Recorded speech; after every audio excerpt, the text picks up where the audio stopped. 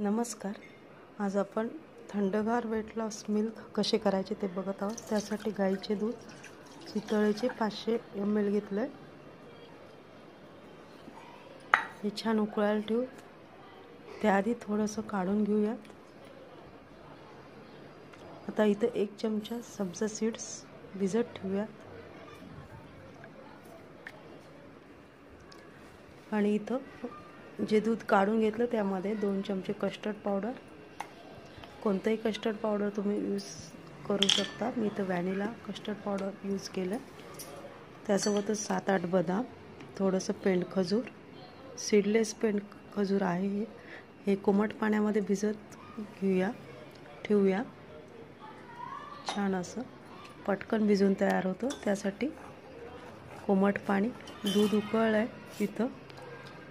आता हे उकळलेल्या दुधामध्ये आपण जे कस्टर्डची मिक्स तयार करून घेतलं आहे ते छान याच्यामध्ये मिक्स करून घ्या.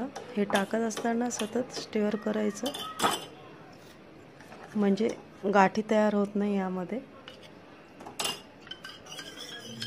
सगळं कस्टर्ड पावडर याच्यामध्ये घ्यायचं. घट्टपणा येण्यासाठी इथं कस्टर्ड पावडर वापरतो आणि चव पण खूप छान लागते. छान उकळून घ्यायचं मस्त 5 मिनिटांपर्यंत. छान उकळी आली की घट्टपणाही येतो. याला एकसारखे फिरवायचे म्हणजे गाठी तयार होत नाही. पूर्ण उकळेपर्यंत हे दूध सतत फिरवत राहायचं.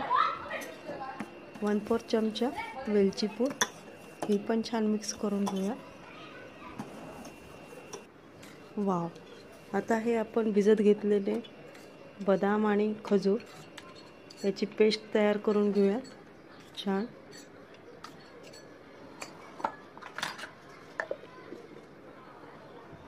इथं पेस्ट तयार आहे आपली.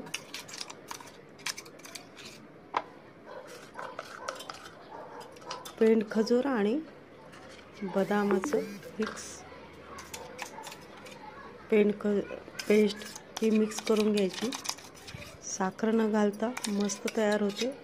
छान लागतं चवीला. नक्की करून बघा. हे छान एकसारखं मिक्स करून घ्यायचं. वाव. आता थंड करण्यासाठी 2 तास फ्रीजमध्ये ठेवायचं. नंतर जे आपले भिजलेले सब्जा बी आहे ते सुरुवातीला ग्लासमध्ये घालायचं आणि थंड दूध, वरून बदामाचे स्लाइस. वाव, मस्त अप्रतिम चव लागते.